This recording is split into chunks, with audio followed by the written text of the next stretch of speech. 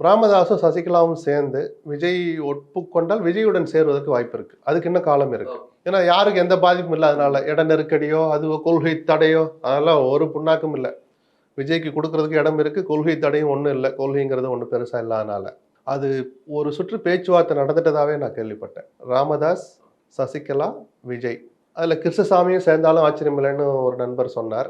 அதெல்லாம் நடக்கட்டும். இதெல்லாம் பெரிய தாக்கத்தை ஏற்படுத்தும்னு நான் நினைக்கல.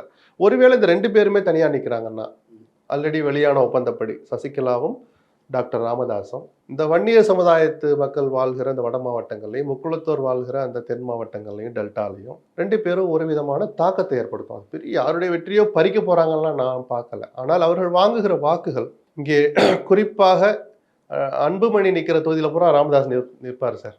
தினகரன் நிற்கிற தொகுதியில் பூரா சசிகலா தன்னுடைய வேட்பாளர் நிறுத்துவார். கிட்டத்தட்ட வெளிப்படையா சொன்னா அது ஈகோ யுத்தம் தான். இது தனி மனித ஈகோ யுத்தம் தான். மிக நிச்சயமாக திமுகவுடைய வெற்றியை எளிதாக்குற வேலை இந்த 2 பேரும் செய்வாங்க. அவங்க நோக்கம் அதுவா இல்லாமல் இருக்கலாம். பட் நெட் ரிசல்ட் அதை நோக்கி தான் போகும். எந்த வகையிலும் அவங்களுக்கும் பயன் தர போறது இல்லை. முழுமையாக அவங்களுக்கு பாடம் புகட்டி காட்டுறேன் அப்படிங்கிறதையும் சாதிக்க போறதா எனக்கு தெரியல. எடப்பாடிக்கு பாடம் போட்டணும், அன்புமணிக்கு. இப்ப சௌமியாவை எதிர்த்து டாக்டர் ராமதாஸின் மகள் காந்தி மீதியை நிக்க போறதா ஒரு தகவல் வருது. இது களம் வேணா ஒரு மாதிரி ஆஹா அப்படி இப்படின்னு மீடியாக்களுக்கு வேணா தீனியா இருக்கலாமே தவிர குடும்ப உறவுகளை நினைச்சு பார்த்தா கொஞ்சம் சங்கடமா தான் இருக்கு. இப்படி ஒரு தனி மனித ஈகோ சார்ந்த விஷயமா தான் அந்த 2 பேருடைய முடிவும் அவருடைய களமாடலும் இருக்க போறதா நான் பாக்குறேன். அரசியல் களம் ஒரு பக்கம் இப்படி இருக்கும்போது சீமான் அவர்கள் தேர்தல் வரைவு அப்படின்றத எல்லாத்தையுமே போட்டு காமிச்சு இப்படிதான் இருக்கணும் அப்படின்னு அவரு தன் சித்தாந்த அரசியலை தொடர்ந்து பேசிட்டு போறார். வாய்ப்பு கொடுங்க, சரியில்லைன்னா கல்லுல அடிங்க.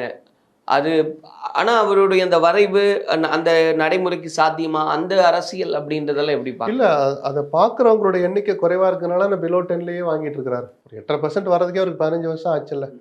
அதை பத்தி அவரும் கவலைப்படலை. என் அறிவு, என்னுடைய அனுபவத்தை நான் என் பாஷையில சொல்றேன்.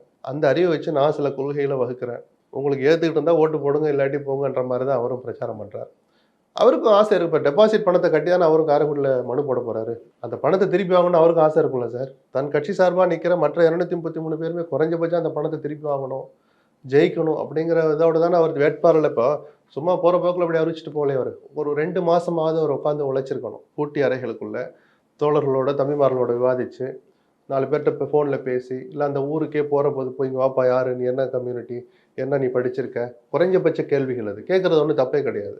அப்படியெல்லாம் பார்த்தானே 50% பெண்கள் 50% ஆண்கள்னு வேட்பாளர் நியமிச்சார். ஜெயிக்கணுங்கிற அதை மனசில் வச்சு தானே சார்.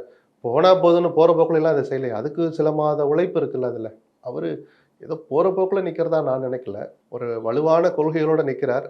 அந்த கொள்கையில் மக்களுடைய ஜனரஞ்சகமான வாழ்க்கையோட ஒத்து போகலைங்கிறது கடந்த கால வரலாறு நிரூபிச்சிருக்கு. இந்த முறை சீமான மக்கள் எப்படி பார்க்குறாங்கன்னு பார்க்கணும். இதே பார்வை தான் பார்ப்பாங்கலாம். இப்போ நம்ம தீர்ப்பு சொல்லக்கூடாது.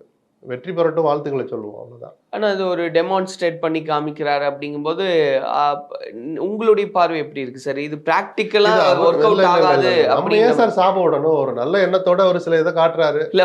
அவர் சொல்லிட்டு போட்டு அது அவருடைய ஸ்டைலு. மக்கள் தான் பார்க்கணும். நம்ம அதை போய் தூத்துறதுக்கோ ஆஹா ஓஹோன்னு பாராட்டுறதுக்கோ நமக்கு ஒன்றும் இல்லை. அவர் மரங்களை போய் கட்டி பிடிச்சார். அதை 4 பேர் நக்கல் பண்ணான். மாடுகளை கூப்பிட்டு வச்சு ஒரு மாநாடு போட்டார். அதை 10 பேர் கிண்டல் பண்ணான். அதை பத்தி ஒரு துளியாவது கவலைப்பட்டாரா?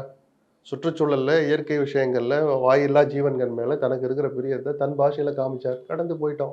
இப்ப கொள்கைகளை டெமான்ஸ்ட்ரேட் பண்ணி காட்டுறாரு. இப்படிதான் இருக்கணும், இப்படிதான் இருக்கணும்னு. மக்கள் எப்படி பாக்குறாங்கன்னு பார்ப்போமே. நிறைய விஷயங்கள் பேசியிருக்கோம் சார். இன்னும் அடுத்தடுத்து என்ன நகர்வுகள்லாம் இருக்குன்னு பொறுத்திருந்து நிறைய விஷயங்களை பேசலாம். நன்றி.